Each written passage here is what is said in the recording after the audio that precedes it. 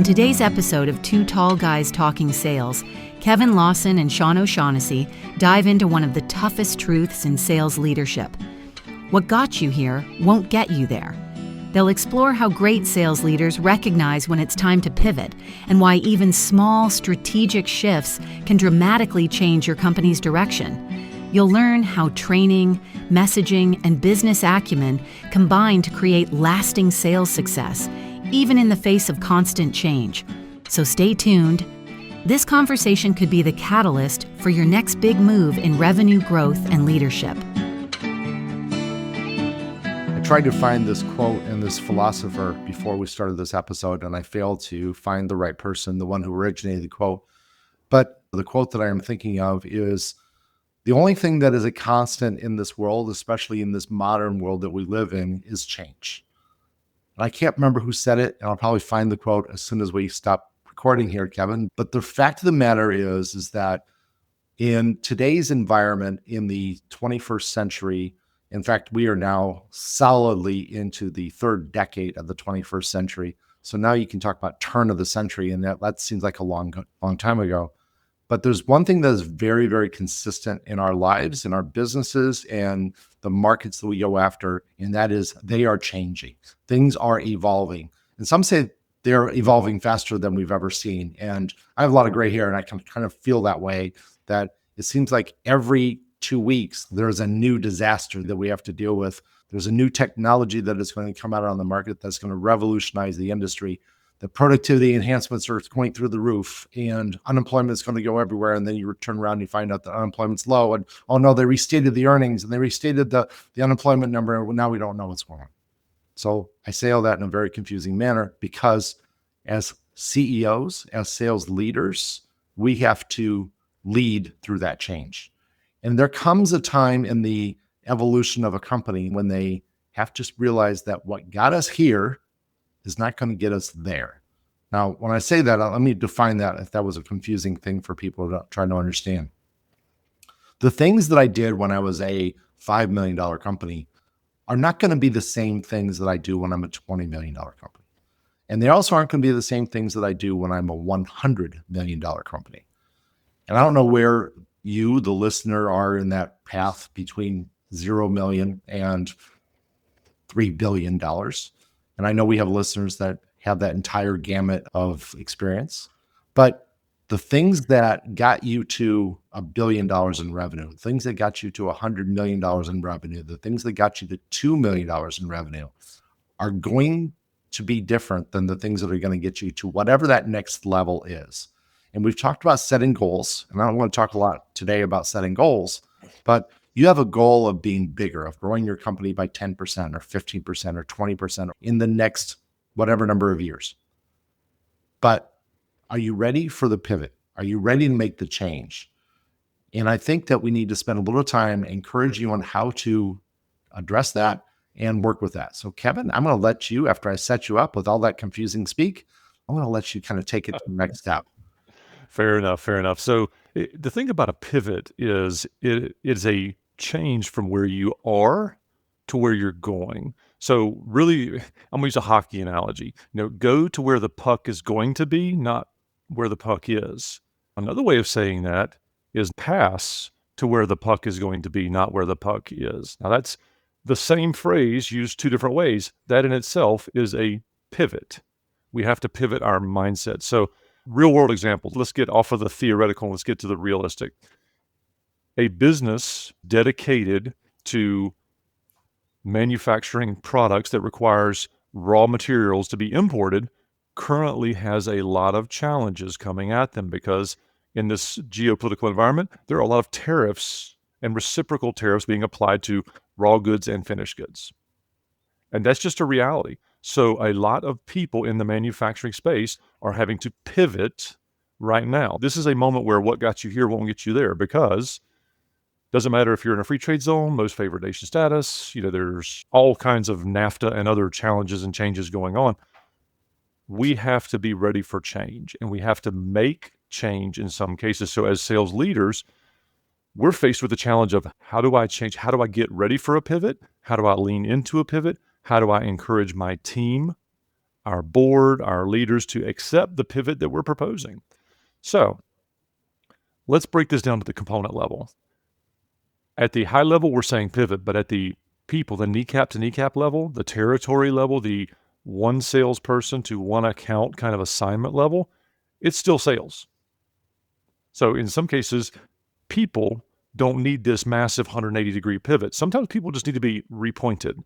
1 degree of change over time can get you to an entirely different place. There's an analogy about an airliner leaving Los Angeles going to Washington, D.C., but with 1 degree of change early, they end up in New York kind of thinking. So it's small moves over time help people change meteorically, and they often can't believe how far they've come with a slight change early. So that is a nod to, if you're a sales leader and you're anticipating future challenges, start with little changes. Maybe it's a remessaging to existing customers, getting them to see you with different eyes. What does that look like in practice? Go down to your marketing department and say, hey, marketing department, I foresee this challenge coming up in 3 months, 6 months, 9 months, 18 months. To get market adoption, then we've got to start now. Or, hey, shoot, we're really behind. There's already a market demand change and we missed it. We've got to start changing now. We can't wait another day to start changing. So that becomes an internal confidence, an internal selling kind of effort versus the external positioning to where we want people to see us differently. Sean, you might remember the B2B example, Domino's Pizza. Domino's Pizza in the 80s and 90s and early 2000s had a market reputation that was forcing them to not be in the number one position for delivery pizza. And their CEO came out with this kind of turning the world on its ear messaging that said, hey, our pizza stinks. Our performance is subpar. Our sauce is subpar. He lined out and said, these are all the things that don't work. And he publicly said, this is what we're going to be known for in the future. They changed their boxing. They changed their service model. They changed their sauce. They did all this change, but they did it publicly in a way that was accountability focused. We're going to change. Here's what we've changed. Here's how we've changed on a trajectory of what got us here, meaning for them it was a market recovery. What got us here won't get us where we want to go. So they had to do small things in different departments across their entire organization to get changed. If you haven't read the AI-driven leader, that example's in there about how they talk about change in organizations. So, Sean, I'm kind of going long-winded here, but to boil the ocean of change, let's just keep this tight to a pivot and getting that journey started. How do you start the pivot? And my proposal is always, let's get intelligent. Let's know the problem we're facing, and let's know the components of that problem so we can start figuring out where we have, as an organization, the highest probability of successful change at the component level. You and I, Sean, have talked about changing out salespeople, leaning into marketing agencies, people who know what they're doing for marketing and not trying to do everything in-house. So changing out the who and the how at the same time in different component levels. But there's a cajillion ways we could unpack this. Let's start with a couple ones, Sean. Yeah. So the first thing I'm going to suggest is anybody that is thinking that they're going to have to go down this path, or in this case, they're going to go down a new path, is they should dust off an old book. It's a quick read. It's a small read. It's very, very thin. It's a book. It's kind of funny by its name. Who Moved My Cheese? If you've never read the book, and many of you probably have, but go back and reread it again. As I get brought into a situation where my client that hires me, same as Kevin, when he gets hired by a client, they want to make some changes. They want to evolve their company. They kind of are like, we're at our end. What got us here isn't going to get us there. So Kevin, I'm going to hire you and you're going to help me do that. One of the things I try to tell people, and I actually encourage everybody on my teams to do, is to read Who Moved My Cheese? And my promise to them is, right now your cheese is old and crusty and moldy, and it's right in the center of that maze. And when I move it, I'm going to move it, but I'm going to replace it with Gouda. And it's going to be fantastic. It's going to be fresh, and it's going to be the best cheese that you've ever had, but it's in a different spot. So we're going to move our cheese, and we're going to make sure that it happens. One of the first steps in getting people into the mode of doing a change is to train them in how to do that successfully. So if there are things that you need to do as a sales leader, as a sales team to address this new market, well, the first thing we need to do is train our salespeople what's going on in that market, what is happening in that world. Maybe it's only training them on the message. So Kevin, a few minutes ago, talked about the change in tariffs, the change in the way we address tariffs in the United States. And that's challenging. There's just no question about it. But if you trust that your sales team and your marketing team and everybody else in your company is getting all the knowledge that they need from the newspaper and from the newsreels and from Twitter that they need to actually address this issue, then you're not correct. You need to actually train them. So you need, as a sales leader and as a CEO of a company, you need to make sure that say, this is what's really happening in our space. It's not going to affect us this much, or it is going to affect us this much. This is what's happening. So you need to have leadership, and part of that is training on what does that mean.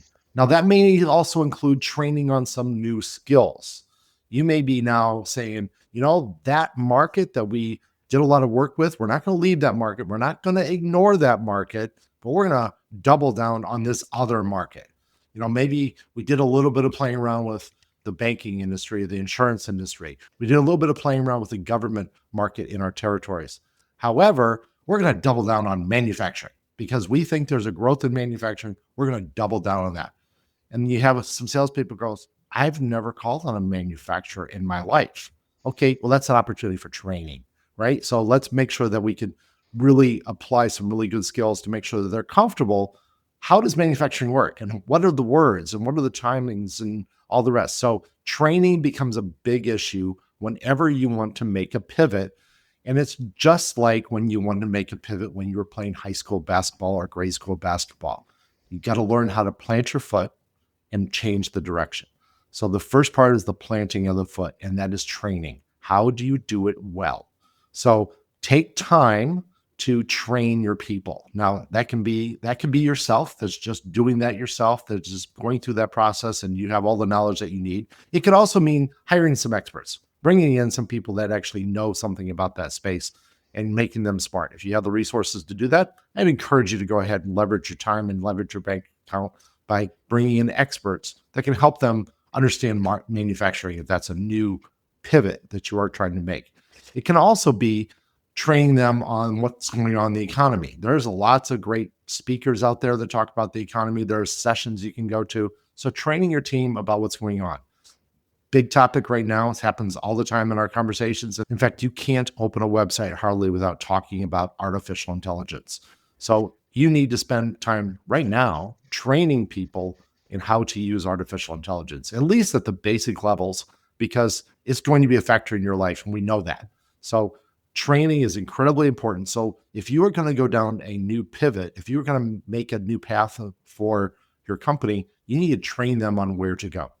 And one of the most effective ways to train people is to get them to talk about it, to talk to their peers about it, to build up their knowledge by saying, how are you solving this problem? How are other people solving this problem? What have you heard that works and doesn't work?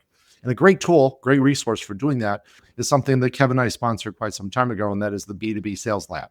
The B2B Sales Lab is a peer community with sales leaders, sales people, early in their career, late in their career, that are sharing with others, giving comments, giving feedback. Literally, we've had people in the sales lab say, I have a brand new presentation. This is the first time I've done this type of a presentation. Beat it up. Be hard on me. Tell me what I did right. Tell me what I did wrong. How can I improve this? So literally at that level, we can actually talk about how do you become more effective and more successful and be a better salesperson, be a better sales leader. So join the B2B Sales Lab.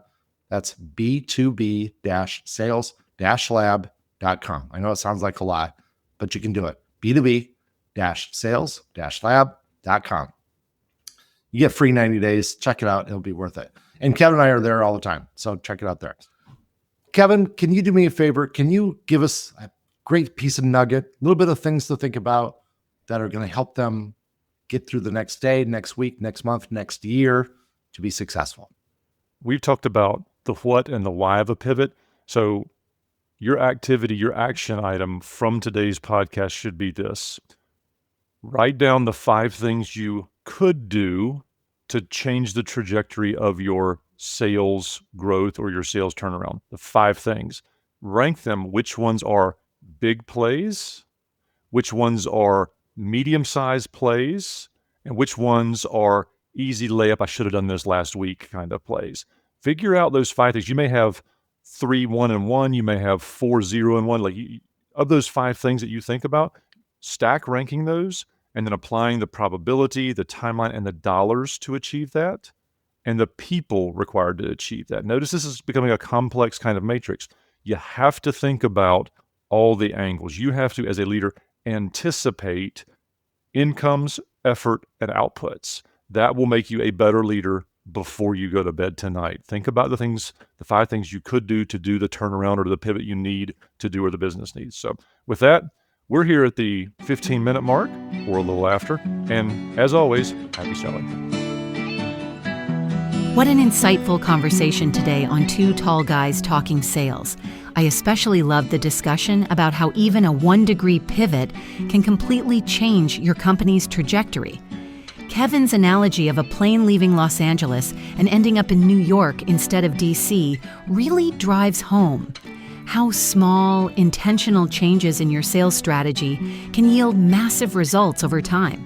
It's a reminder that great sales management isn't always about overhauling everything. It's about fine-tuning direction with purpose and vision.